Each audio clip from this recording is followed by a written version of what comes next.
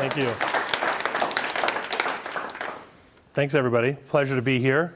First time for me being here at Berkeley Haas, and also very special thanks to True University and True Ventures. Lars, appreciate you looping me in to this community.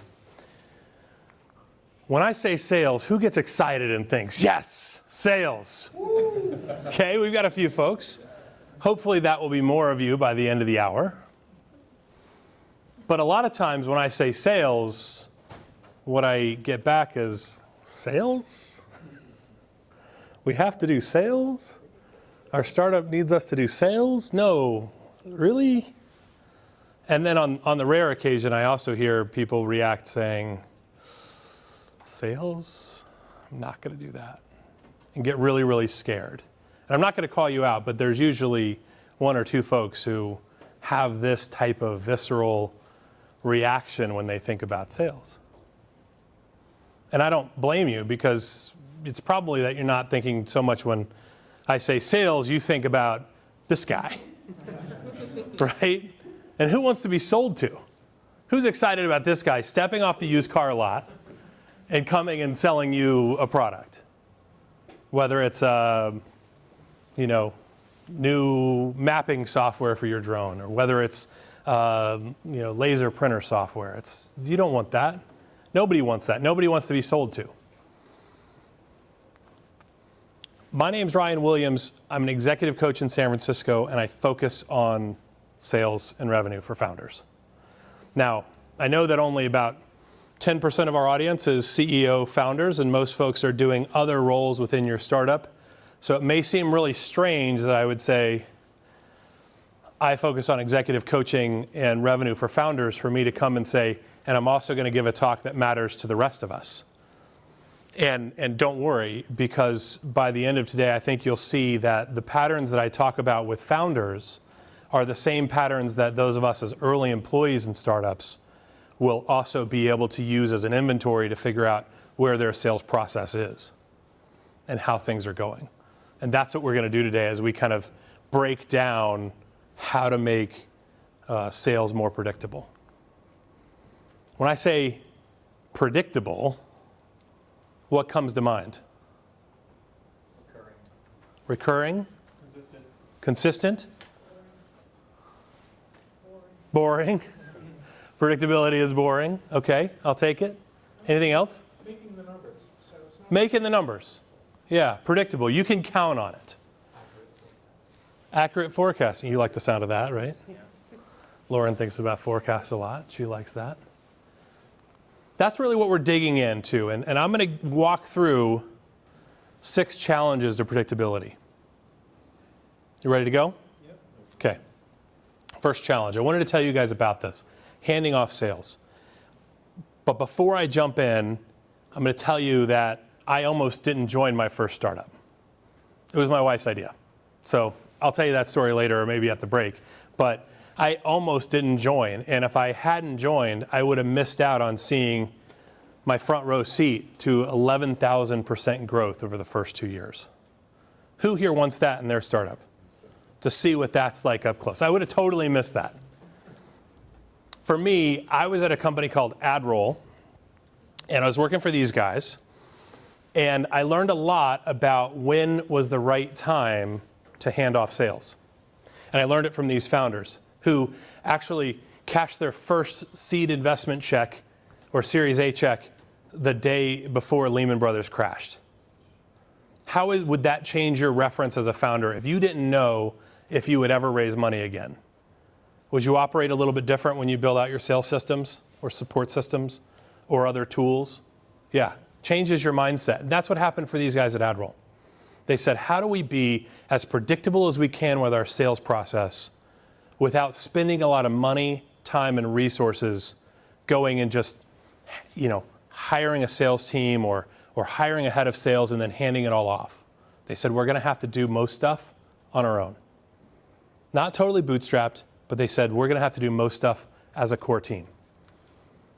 And I was part of that early team. I came and I joined AdRoll when we were about 15 employees as one of the first sales hires, which I was so excited about. They're hiring sales. It must be great. It's going to ramp up. It'll be awesome. I was part of that experiment of let's see if we can hire sales without that much structure to it, and then we'll go and we'll figure out which market this works in. And I was so glad that I was, because what I saw over time is that our $25 campaigns turned into $100 campaigns, 100 turned into 500, 500 turned to 5,000, and we started to see growth. And when it started to work, the model was already predictable because the founders were in the trenches with us.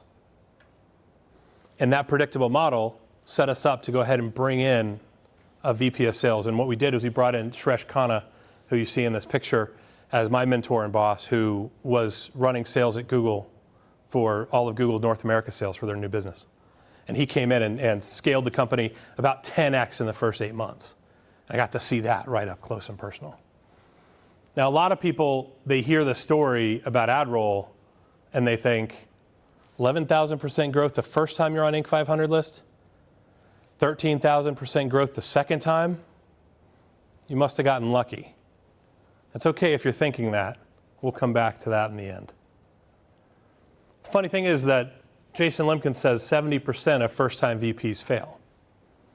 And so whether you're a founder thinking about going out and hiring a VP of sales because you don't want to do sales, or do I have to do sales? It's okay if you have those thoughts, and it's okay if you think about it that way.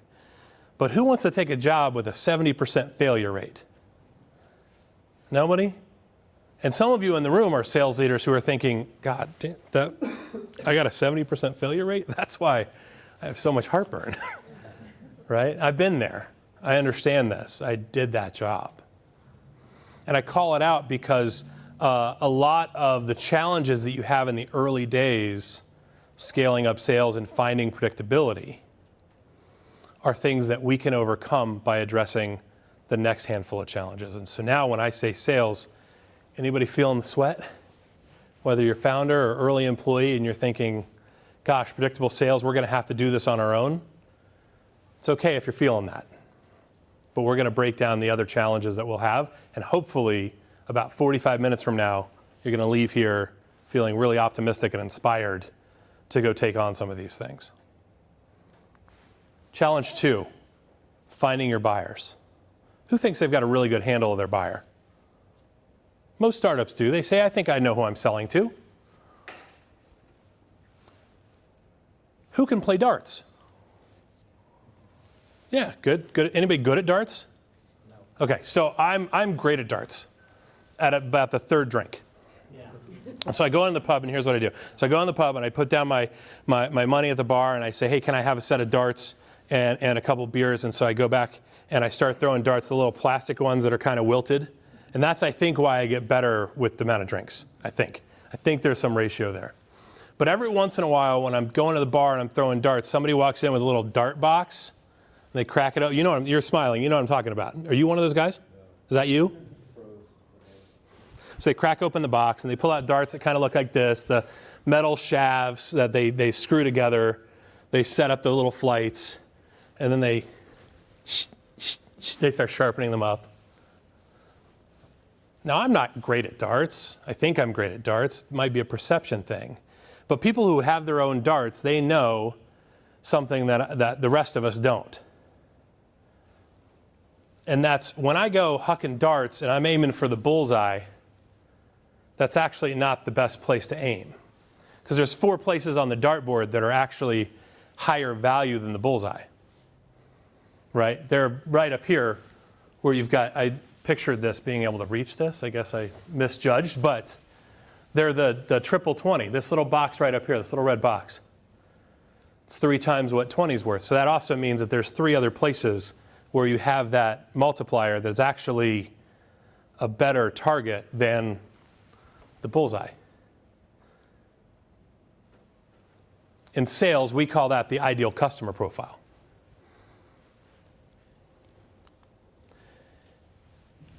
A lot of times people ask me about books, right? Hey, you do a lot of sales coaching, you work with a lot of founders. What books do you recommend? One book that always comes to mind is Predictable Revenue. A cornerstone of this book is the ideal customer profile. Similar to what we're talking about. It's getting away from that bullseye and aiming for that triple 20. And Aaron Ross and Mary Lou Tyler, they walk through the growth trajectory at Salesforce, but I have to warn you that sales books and other startup advice are about 50% wrong, or 50% right if you're a glass half full kind of guy like I am. This advice is really good if you're thinking about building an enterprise CRM company. But my guess is if I asked for a show of hands, we'd find out not all of you are building an enterprise CRM company, right?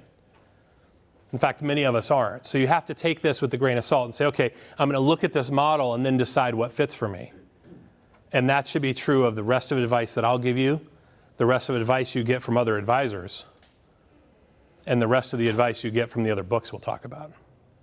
Okay, so that's predictable revenue. Predictable revenue will walk you through how Salesforce built a sales development team to go after outbound sales towards the ideal customer profile. Here's a case study. Case study of Yelp. Anybody here work at Yelp in the first 3 years? Okay, good. So I'm good to take some liberties. I'm just kidding. But one of the things that happened at Yelp is that they launched a platform that ended up all over the world very quickly, right? Everybody's seen a Yelp review, I hope. Right, all over the world I give this talk. And when I'm talking to folks, I say, hey, who's heard of Yelp? And almost everyone has. That doesn't mean that Yelp went after every market when they started. They actually only went after 2 markets. They said, let's take a market that we know, San Francisco, and one that we don't. We'll go after Boston.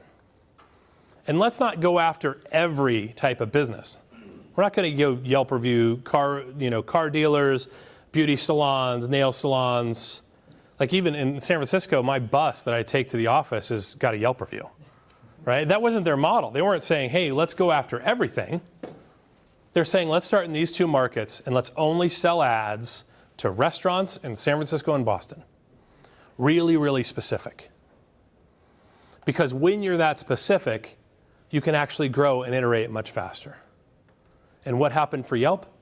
They're in 219 markets and they do $713 million a year. I would be irresponsible with that kind of money. Because that's actually the same amount if you wanted to like buy 5 747s. Not that I've priced them out, but you could buy 5 747s every year with that kind of money. I think that'd be fun. But that's what Yelp did. They started and they said our focus needs more focus. And anybody you talk to in Yelp sales, you can tell at what time they got in the organization because they'll tell you that every day they came into work and they heard somebody over their shoulder say our focus needs more focus. Because they said we're not going to go boil the ocean. Now here's the challenge, especially for you who are founders.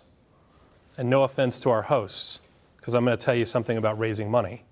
Founders like to go in, and Christian, you could tell me if I'm wrong about this, they like to go in and they're trying to block the most famous no from any VC is this isn't a big enough market, right? You're nodding. This happens? You know about this?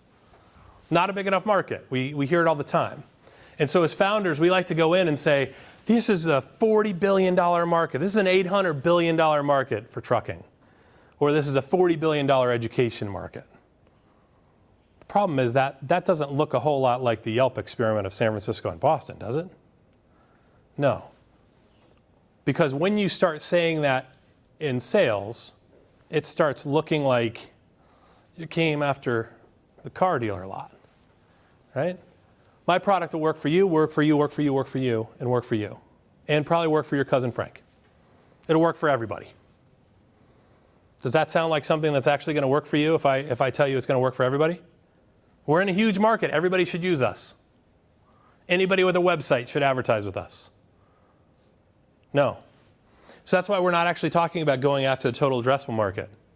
We're scaling back. And so where it says founder outreach here, that's actually the subset of the ideal customer profile that we can get a hold of in the early days.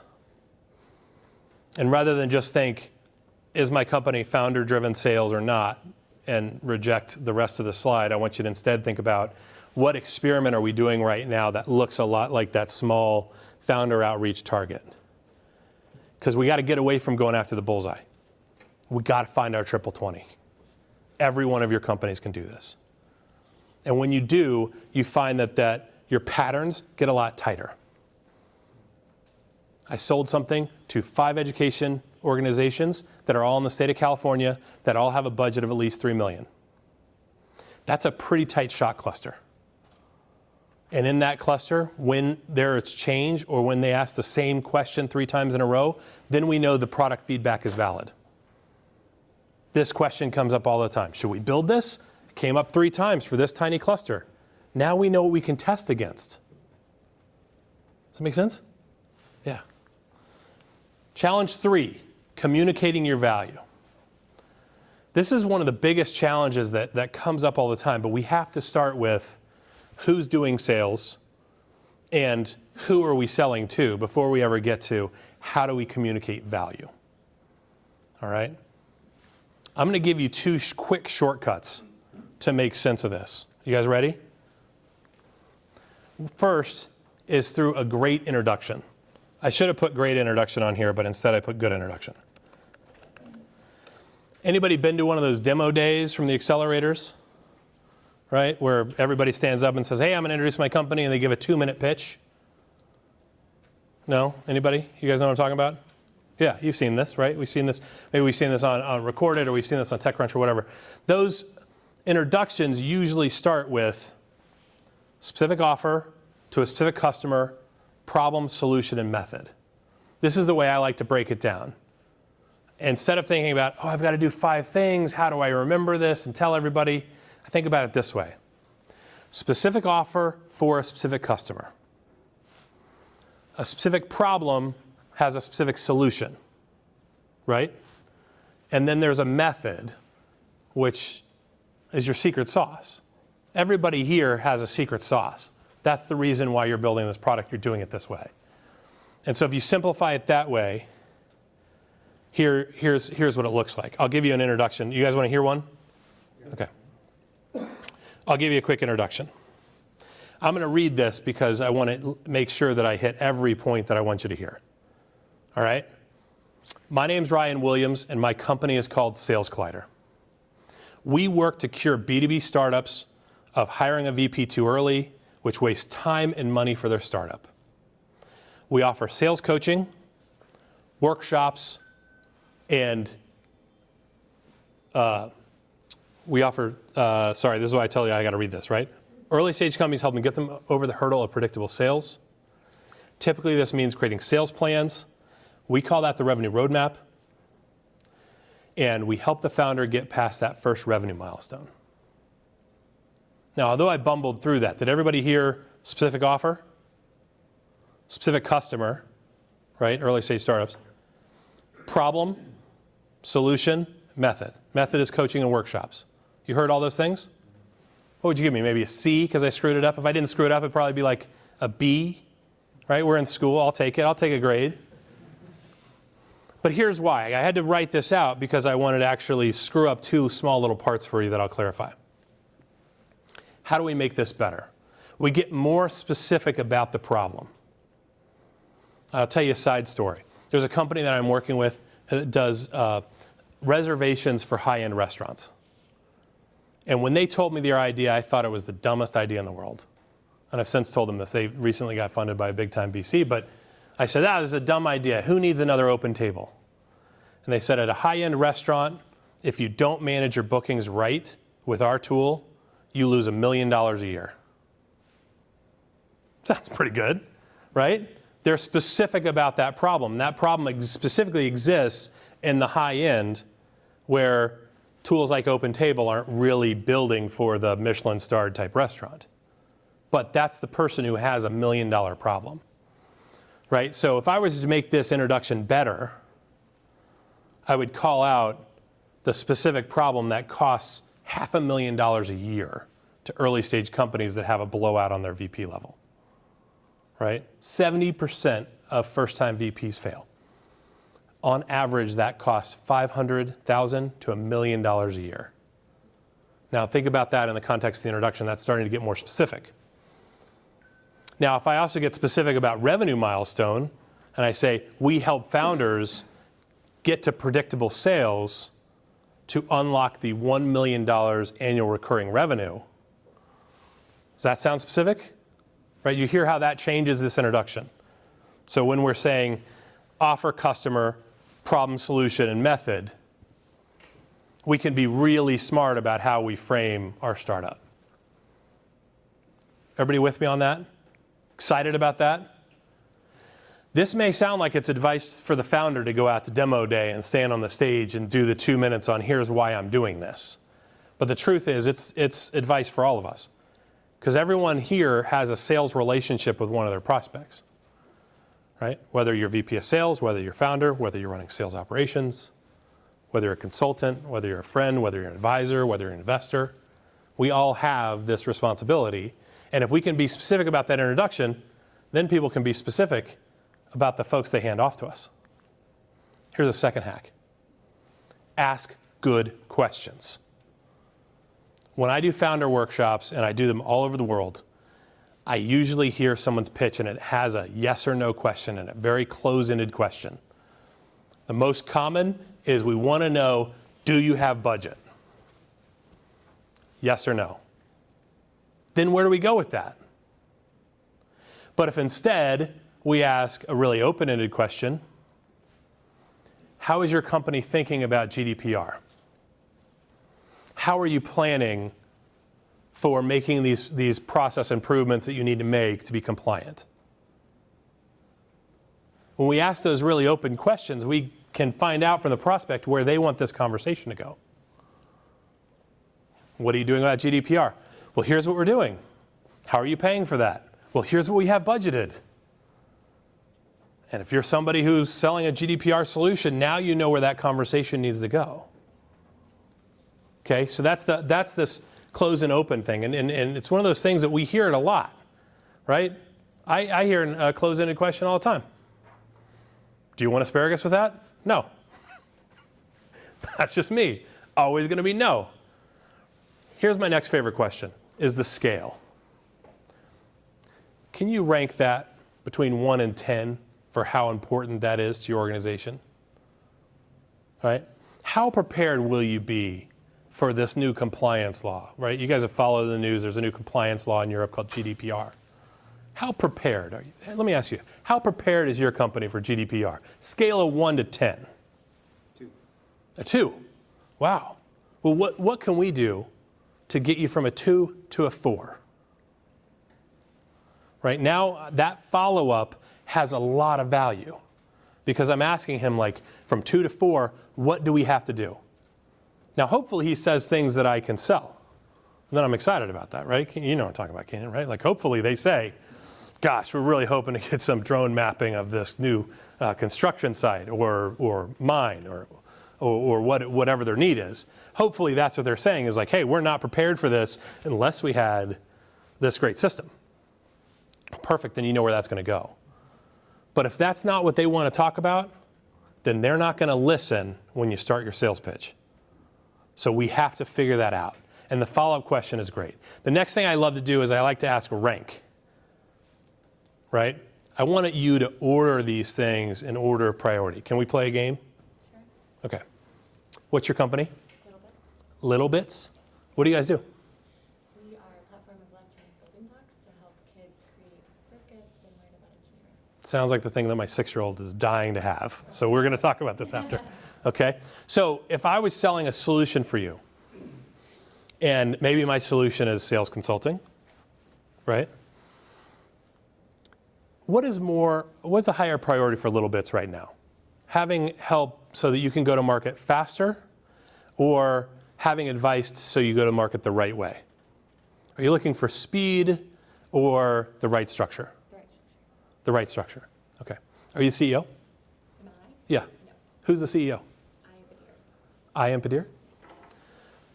2 names or 1 name? Is that 2 names? That's her Or 1 name? I am Badir. So let me ask you, how do you think I am Badir would answer that question in terms of structure or speed? In terms of priorities? I think structure. You think structure? So see what I've done, and thank you for playing with me, is I've asked her to speak on behalf of someone else. This is a great place to find out if there's inconsistencies, right? Because when I ask you to speak for someone else, whether I'm asking you to speak for a manager or an authority, or I'm asking you to speak for your team or your customer, what do you think your customers would rather you do with this or that? Or what do you think they would want? When I ask you for those things, I'm actually getting a really interesting filter of how you might really feel or other things that you're responsible for. Because we all work for somebody, right? And when we work for that person, we want them to be happy, right? And so now I've asked her to say, hey, this is how I, Badir, would think about this. So I know that she is working on the thing that's going to have organizational priority. Does that make sense? You're nodding. Are you feeling it? Great. Are you going to ask better questions at work now? Yep. Good answer. Challenge 4, sales process. Every one of our startups says, I've got a sales process. Actually, anybody who's sold already says, I've got a process for that. But what startups have actually written it down? You've written it down? Excellent. You've written it down? Thank you. I was going to call on you if you hadn't, right? And so regardless of whether or not you're just going to market and you've got to write it down the first time and you're going after your first customer, which is more of a hypothesis, is how I think we're going to do it.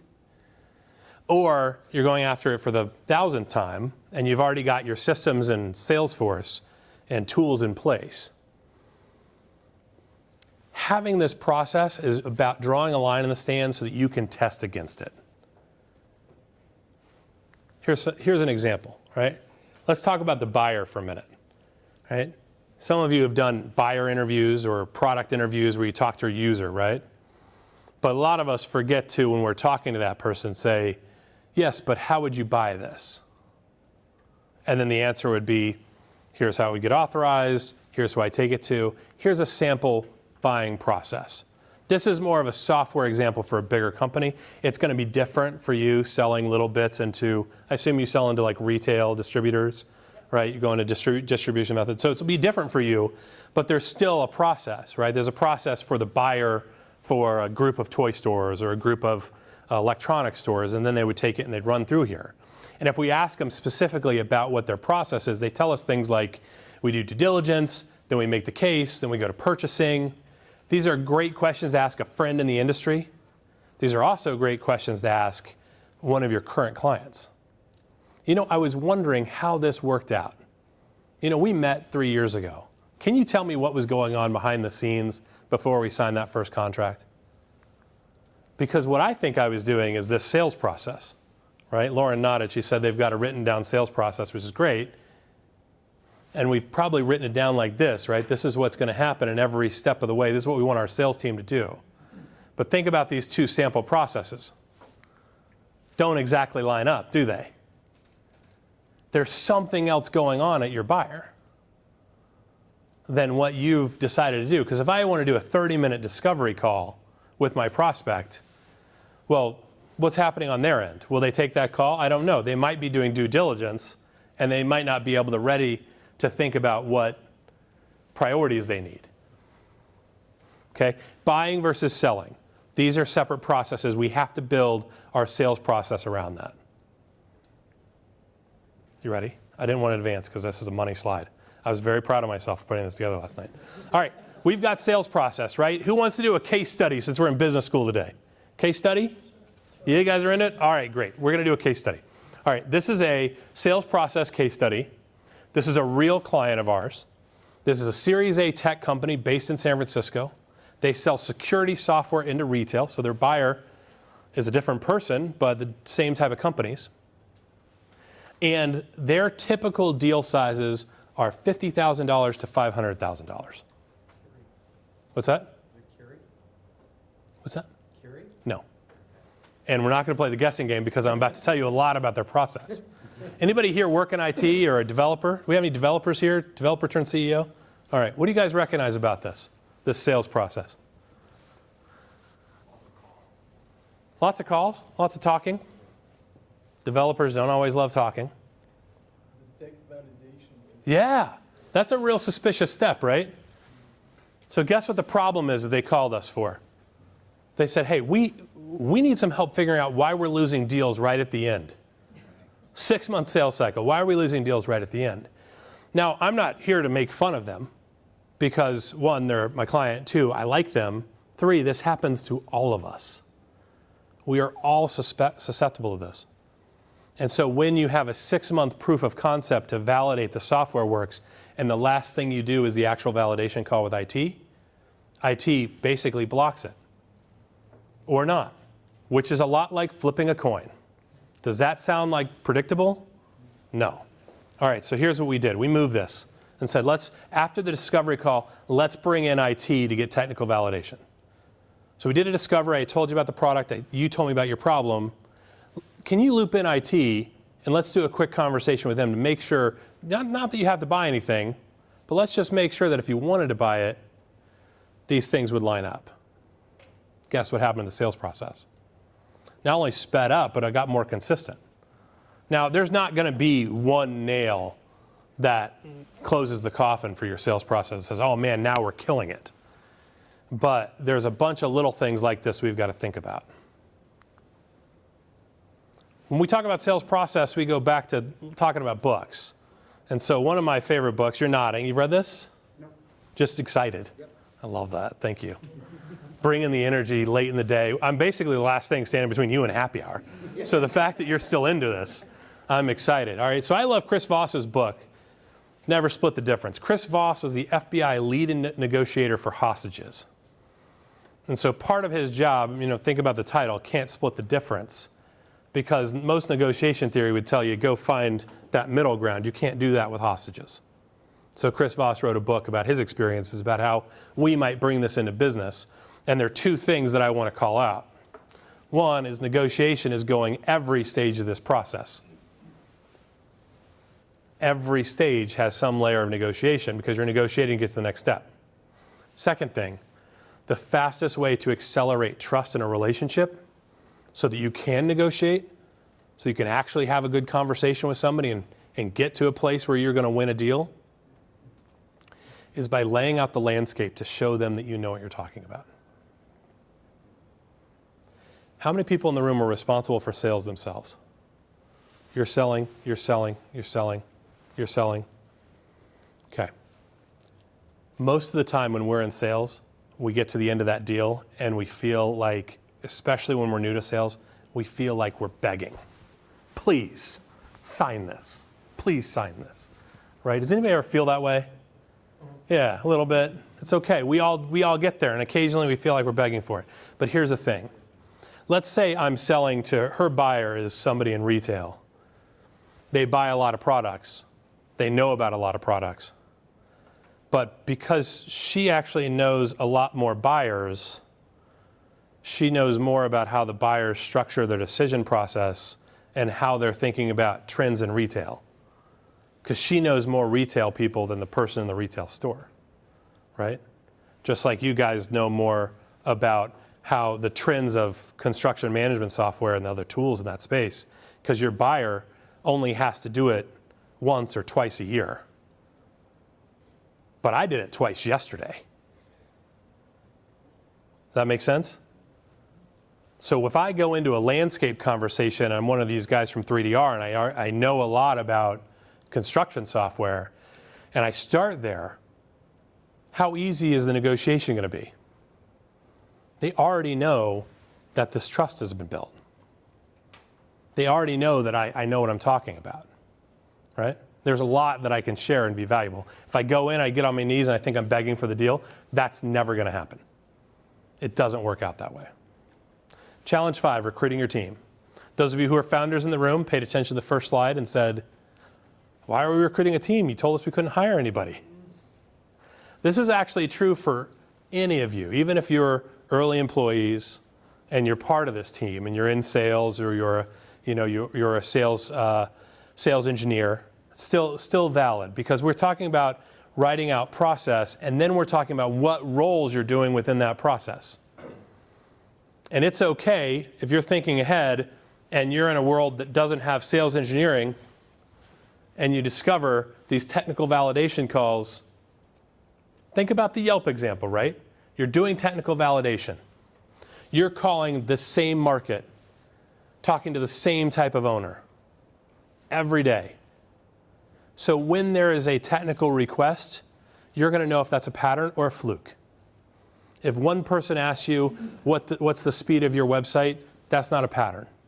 When you hear it consistently in the same market, you can come back and say, I think I need a sales engineer on that call. The engineers I've worked with always come to my calls, which is weird because most engineers don't like to go to calls. And I asked one of them one time, did my own buyer interview.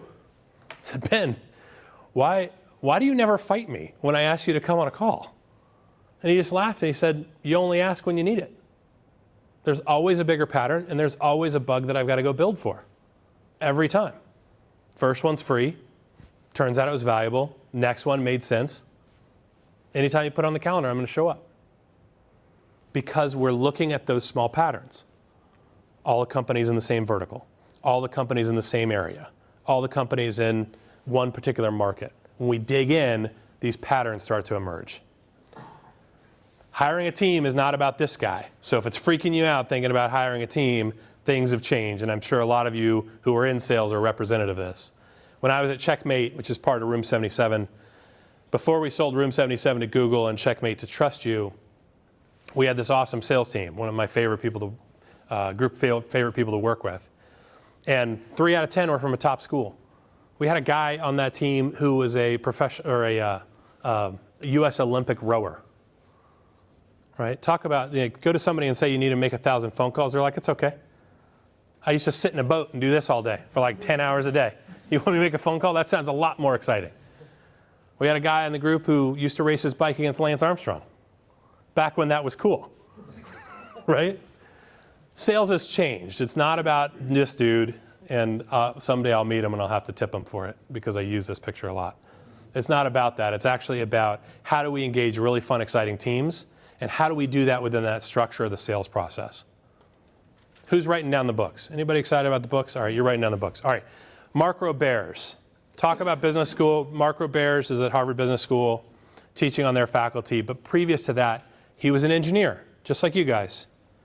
But he was an engineer turned sales leader. And so he was at HubSpot from the first dollar through $100 million. Why I call it out, again, remember what I said about books, right? Half right. So you're going to have to think about how this works for your process.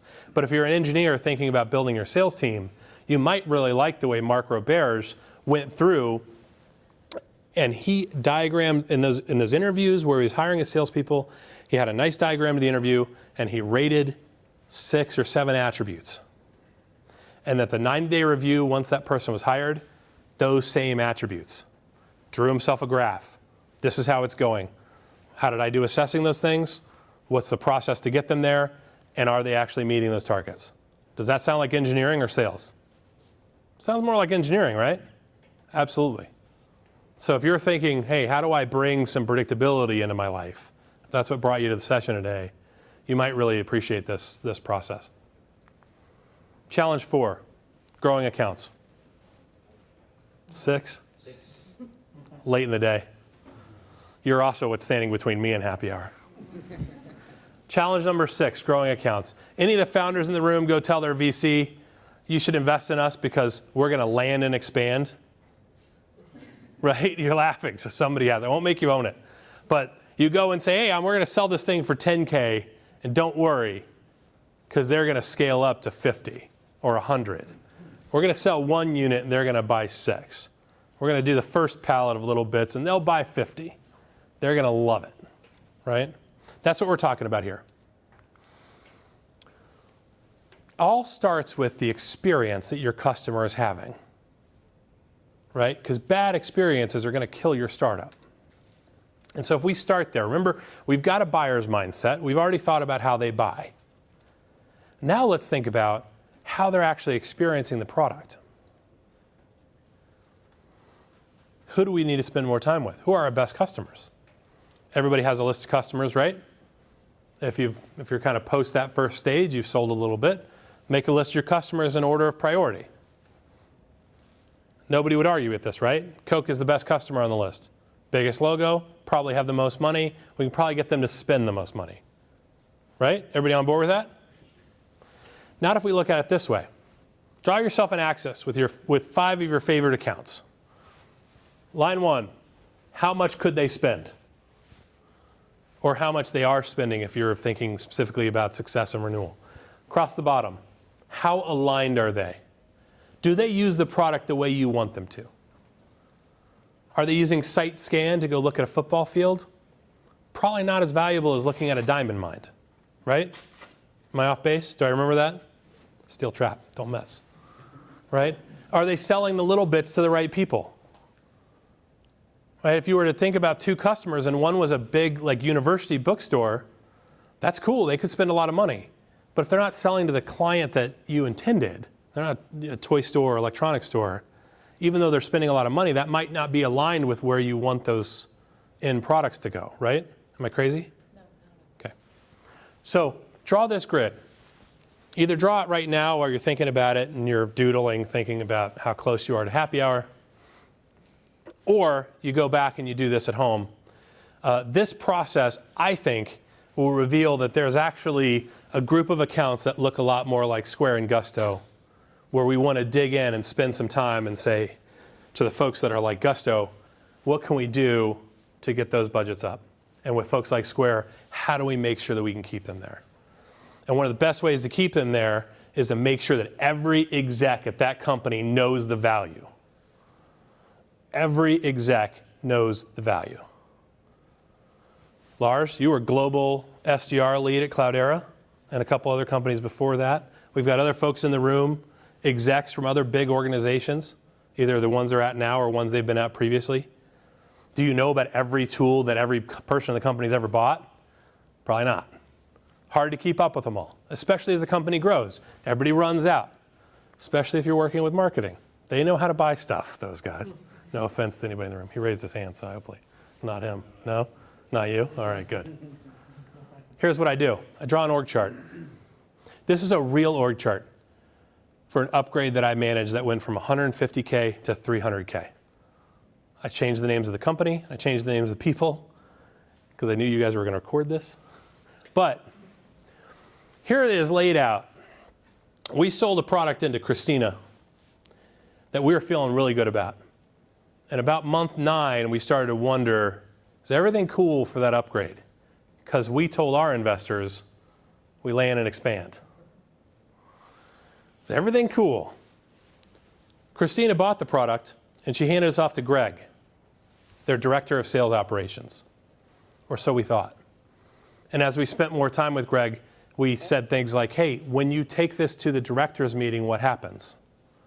And he said, oh, no, I don't take that to the directors meeting. My boss does. We knew about these 3 people. We knew about Zoe and Aaron and Sophie, and we thought we knew how their teams were using the product, right? Those are all sales leaders, and we thought we knew how their teams were using the product. But as soon as Greg said that he wasn't in that meeting, we put a big question mark on our org chart. And that became one of the targets in the process of upgrade, is to understand what that information flow looks like. Because if you don't know, then you're not, remember what that last slide, we need to make sure every exec knows the value of what we're doing, especially if we're going to double a budget. Because depending on the company size, 300K might be enough that Christina and Vanessa and Steven sit down and they decide how budgets split up. How are we doing on time? You guys want another fun story? 4:03. We'll still get there, I think. Okay, so San Francisco has a lot of parties around the SaaS space, right? You guys are all familiar, some of you, right? You know what I'm talking about? And so I'm thinking this upgrade's about to happen. I'm getting really excited about it. Go out to a party connected to one of the big conferences. I'm standing in line in the bathroom where all business is done, well, ish. And I see Nicole. Nicole was actually somebody I knew really well. She's a former coworker. I knew her well. I'd hung out with her. I'd been to other events. See her in the bathroom line. And I think, this could be a good test. Let me find out if this exec, this VP of marketing, who's so far away from Christina, my deal maker, let me find out if she's ever heard of this. I said, hey, it's good to see you. Did you actually know that I was in your office a couple weeks ago, working with Christina's org, doing some things together? She said, oh yeah, I heard about that. Now there's a whole other department, right? You're laughing, you know what I'm talking about. There's a whole other department that's now aware of my product. I got to find out if they've had a positive experience. And so I say, well, that's great that you've heard about it. Anybody on your team working on that? Working on this specific space we were selling to? And she goes, oh yeah, I got somebody who handles that, just as the bathroom door opens, she walks away. So I didn't follow her in. I just put a note on the org chart that said, somebody that works for Nicole is also working on this. And the very next time I talked to Greg, what'd I say? Hey man, are you in marketing working together? He said, nope. right? Now what's my confidence level when I forecast that deal? Up or down? It's down, right? It's not 0, but it's down. Because I need to figure out how these two execs are figuring out budget. This might sound complicated, but it should be about as complicated as your deals are. If you're asking someone for $100,000, then you're asking for something that probably has to be signed by a pretty senior exec. If you're asking somebody for a $400 ad on Yelp, you're not selling into an org chart like this. You're selling into a husband and wife that run a local, Mexican restaurant down the street. They can make that decision much faster. They make that decision differently. This is when I'm talking about enterprise, big deals. When you start seeing like, hey, we've got a lot of traction in retail, but the big boxes are interested too, that's where it comes in. We've written out sales process together, right? We also have to write out the process of what this upgrade looks like. Todd talked about this earlier today in his talk about success. So if anybody was in here, you're familiar with his diagram all the way through the success process of what happens after that deal closes. But just like having a sales process that's freshly written down, we have to have a success or upgrade process written out too. We got to decide what we want those conversations to be. And the number one reason we write it down, it's not to make sure they do the exact right thing. It's not to make sure that you're going to force it to your sales team. I'm looking at you, Lauren, but you're taking notes. Good job. It's not about enforcement. It's about making a test. It's about drawing a line in the sand. Startups are new companies every 6 months. Your desk is going to change. Your manager is going to change. Your office might change. Your funding might change. Your product might change. Let's make sure that we're writing this down so we can test it and find out if your sales process or your expansion process needs to change also. Who has one of these? I know you guys probably do, the designer and the product founders. You know what I'm talking about, right? What is this? Product roadmap, right? Product roadmap. The most important document to your company is on a whiteboard that's covered in Post-it notes. And somewhere in the corner, someone has gone and write, please do not erase, right? Sometimes it's small, sometimes it's a whole wall, but this is what it is. I've been all over the world talking to founders about their sales process. And I can tell you the top 1% aren't product and engineering founders who are just thinking about their roadmap. They're folks who are also thinking about their revenue roadmap, which the challenges that we talked about today fall in these buckets. And if you're looking at this and you're thinking, I don't remember that, let's try it this way. Start of every one of these slides. We're going to know our customers. We're going to get out of that bullseye, and we're going to aim for our triple 20. Or triple 17 if you want, but it's still going to be more valuable. We're going to communicate the value by asking great questions and doing a solid introduction. We're going to define our team based on what our sales process needs, and our sales process we're going to define based on what? The buyer needs, how the buyer buys. And then we're going to grow our customer base. I've been in sales a long time, and I've taken and I've made a lot of cold calls. And as a salesperson, as you guys are nodding, you've lived this, you go in every day and you pound away the calls. How often does somebody call you back? Not very. So when that phone rings, regardless of if you're up, headed out for another drink of water or whatever, you'd run back to your desk. Hello? Don't sound out of breath. Let me make sure it sounds like everything's cool. People call me back all the time. Phone rang one day in 2012, and it changed my career forever. It wasn't a prospect calling me back. It was actually a vendor that my company had worked with. And he was calling because he said, hey, Ryan, I heard at AdRoll that you're building a big sales team. And that was true. I built my team from 3 reps to 32 in 8 months. I scaled that group from about 2 million to 58 million in 22 months. And somewhere right there and halfway between that experience, he calls and he says, hey, I just want to learn how you're doing it. I thought it was a joke. I had just finished writing out a sales training plan for 300 reps. And here he was like, hey, how do you do this? I was a teacher before, so I knew to ask the question, why do you want to know? And his answer was, because how can I manage a team and teach other people to do it if I can't do it myself? So we started working together, and we started working through these same challenges. That founder, his name is Clark Valberg. His company is called Envision. They've raised almost $250 million. They've got 450 people on their team. And they sold to 80% of the Fortune 100. Talk about traction. 80% of the Fortune 100. And now, there's a lot that goes right for a startup, and I'm not saying I had anything to do with this. I'm just saying that I got to see another founder up close, and I can tell you the challenges are the same no matter your business. It's about knowing who you sell to. It's about running that call yourself as founders, and then later as early employees, asking good questions about the sales process. And as they scale up, when I see Clark and I see him and I say, oh my God, you're killing it, you're going after this, you're going after that. He's going head to head with Adobe right now. But when I ask him about it, his face lights up like a kid learning how to ride a bike. And he goes, yeah, you remember when I sold my first customer? And he starts to glow. So if you're a founder who started off worried about sales, I want to challenge you to think about tackling some of these things. Who gets in their car, drives to their friend's house, gets out of the car, and says, oh man, I'm so lucky to be alive? You do? Sometimes. Depends on where you're going, right? You have to go into the city, and you don't usually go to the city a lot, maybe. You have to drive over a snowy pass in Tahoe, coming back from a ski trip. Yeah, you feel that. But most of the time, we don't. This is actually a picture from my commute when I was working just down the street here and commuting back to the city. Oftentimes, I'd take the north route and go over the Golden Gate. This was 3 times a week for me. But I can't tell you how many times I pulled into my driveway and I forgot that I drove across the bridge.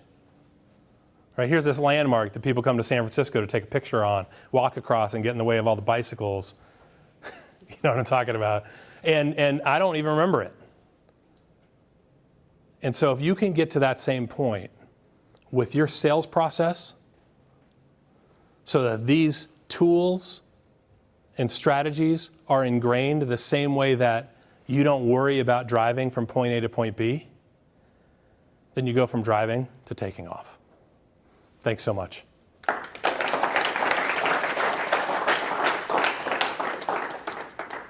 Would love to stay in touch. I've got a lot of talks and other resources on my blog at salescollider.com/blog. Also happy if you want to reach out over LinkedIn. We've got, by my calculations, 2.5 minutes for questions before she cuts us off. Any questions about your process you want to talk about before we bag it up and head to graduation?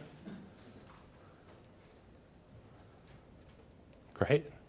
No, yeah, all right. I thought you were going to talk about, this is a Yeah. great talk. I thought you were going to talk about recurring revenue and subscriptions, and you didn't say a word about it. Yeah. Well, what do we have to do before we get there? Yeah, sure. We got to go after these building blocks of predictability, right? And so if you're thinking, how do I get people to increase subscription? Or how do I make sure that churn goes down? Well, it's even business model. Like, do I sell something outright, or do I do... Yeah. You know, And how are you thinking about it? What do you sell? well, we're going to do big piece of capital equipment. Yeah. And we'd like to sell it as manufacturing as a service. But naturally, customers aren't quite sure what they want here. Yeah. Anyway, it's a much longer conversation. I don't want to take time. Do you know how they buy? I'll talk to you offline. Okay. We got something really special. So my challenge, if you're thinking, oh my gosh, I've got the same problem he does. We're going after a new market. We've never sold it before. It's a big capital outlay. And you don't know what to do with that, find something else they bought. If you're selling a CRM, go find out how they bought marketing automation. If you're selling another sales tool, go find out how they bought CRM. Find out how they buy other construction software, because you know that they've got something that they're running. And you can find out what that decision-making process was for the last digital toy they bought. You can build a process and test it against that. So we'll talk offline about your specific thing, but that's what I'd like to urge everybody to think about doing. Other questions before we go? Yeah, what's up? That 70% of first-time VPs of sales fail statistic, is it first-time VP, the person is a VP of sales for the first time, or is the company having a VP Yeah. of sales for the first time? I think that it's both. It's attributed to Jason Limkin, who said it about the first time that you're a VP of sales. Now, who can you hire at a startup? Usually the person who'll take a risk, it's their first time in that job. And so a lot of times if you read Jason's stuff, he talks about a stretch VP.